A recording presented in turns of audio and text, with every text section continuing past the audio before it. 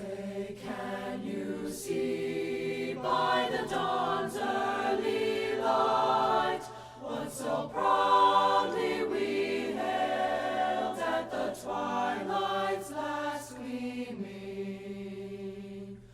whose broad stripes and bright stars through the perilous fight o'er the ramparts we watched were so gallantly streaming, and the rockets rang glad, the bombs bursting in air gave proof through the night that our flag was still there. Oh, say does that star-spangled banner yet wave o'er the land of the free,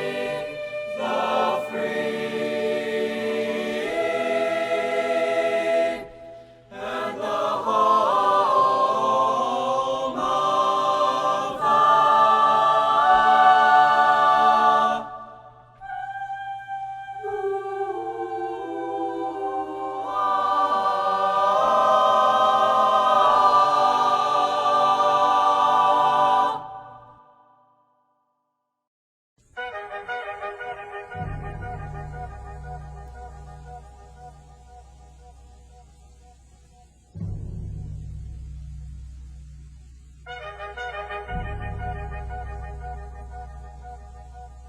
There was a lawyer once. His name was Francis Scott Key.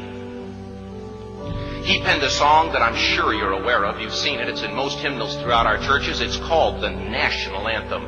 It is our song as an American. We go, however, to a ball game. We stand in our church services and we sing the words of that song, and they float over our minds and our lips, and we don't even realize what we're singing. Most of us have memorized it as a child, but we've never really thought about what it means. Let me tell you a story. Francis Scott Key was a lawyer in Baltimore.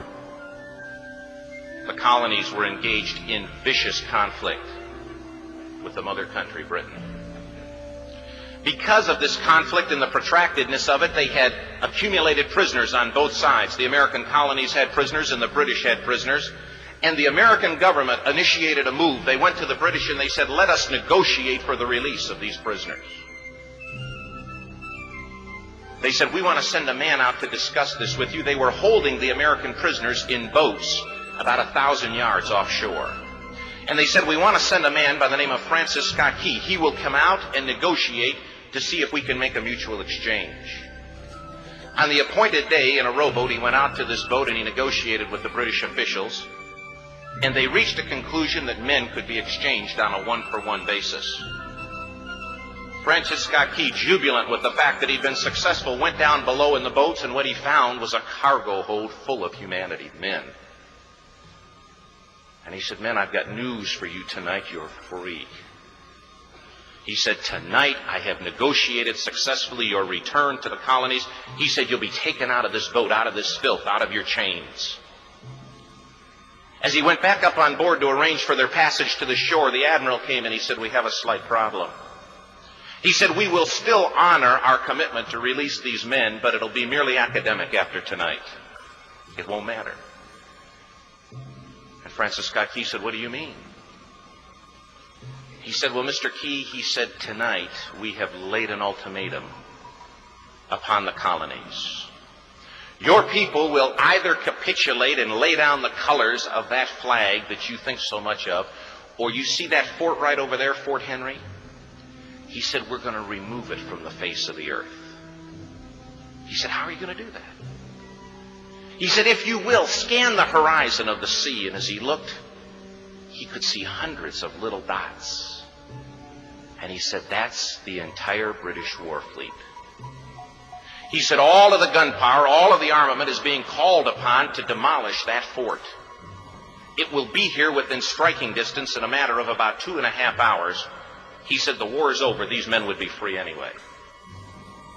He said, you can't shell that fort. He said, that's a large fort. He said, it's full of women and children. He says, it's predominantly not a military fort. He said, don't worry about it. They said, we've left them a way out. And he said, what's that? He said, do you see that flag way up on the rampart? He said, we have told them that if they will lower that flag, the shelling will stop immediately. And we'll know that they've surrendered, and you'll now be under British rule. Francis Scott Key went down below and told the men what was about to happen. And they said, how many ships? He said, hundreds. The ships got closer. Francis Scott Key went back up on top and he said, men, I'll shout down to you what's going on as we watch. As twilight began to fall, and as the haze hung over the ocean as it does at sunset, suddenly the British war fleet unleashed. He says the sound was deafening. There were so many guns that there were no reliefs. He said it was absolutely impossible to talk or hear. He said suddenly the sky, although dark, was suddenly lit. And he says from down below, all he could hear the men, the prisoners, saying was, tell us where the flag is. What have they done with the flag? Is the flag still flying over the rampart? Tell us. 1 hour, 2 hours, 3 hours into the shelling, every time the bomb would explode and it would be close to the flag, they could see the flag in the illuminated red glare of that bomb, and Francis Scott Key would report down to the men below, it's still up. It's not down. The admiral came and he said, your people are insane. He said, what's the matter with them? He said, don't they understand this is an impossible situation? Francis Scott Key said he remembered what George Washington had said. He said the thing that sets the American Christian apart from all other people in the world is he will die on his feet before he'll live on his knees. The admiral said, we have now instructed all of the guns to focus on the rampart to take that flag down. He said, we don't understand something. Our reconnaissance tells us that that flag has been hit directly again and again and again, and yet it's still flying. We don't understand that. But he said, now we're about to bring every gun for the next 3 hours to bear on that point. Francis Scott Key said the barrage was unmerciful.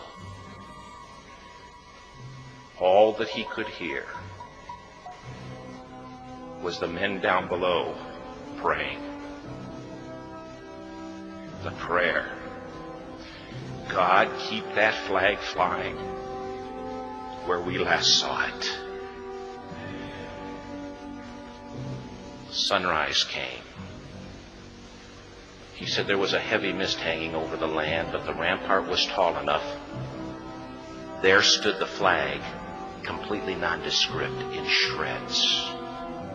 The flagpole itself was at a crazy angle, but the flag was still at the top.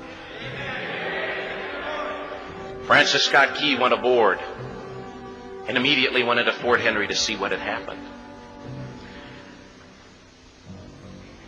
And what he'd found had happened was that that flagpole and that flag had suffered repetitious direct hits. And when hit had fallen, but men, fathers, who knew what it meant for that flag to be on the ground, although knowing that all of the British guns were trained on it, walked over and held it up humanly until they died. Their bodies were removed and others took their place. Francis Scott Key said what held that flagpole in place at that unusual angle were patriots' bodies.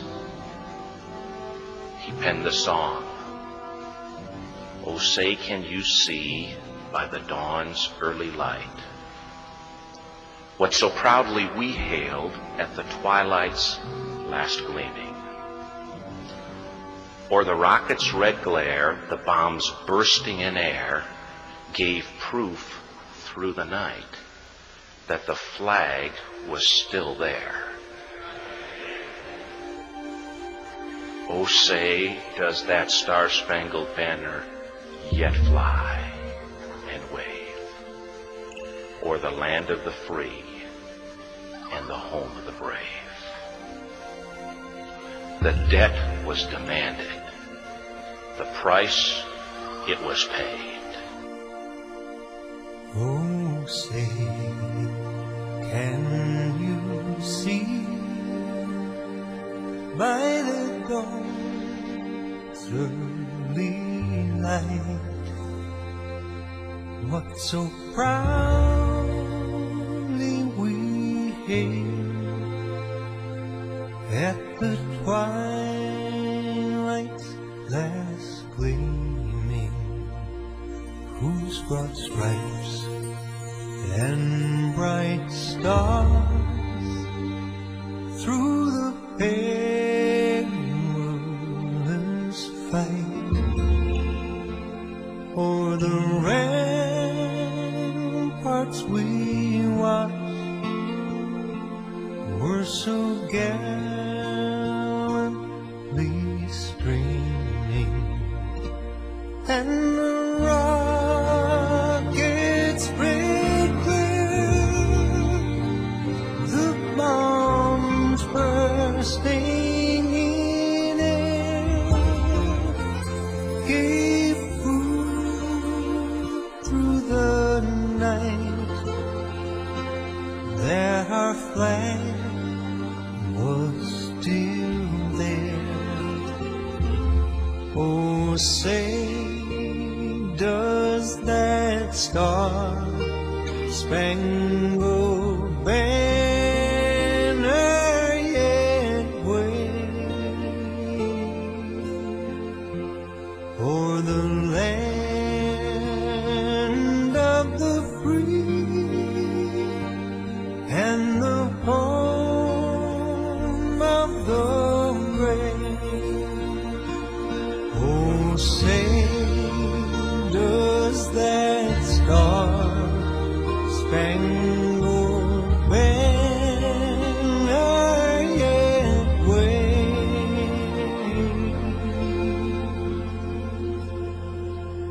o'er the land of the free and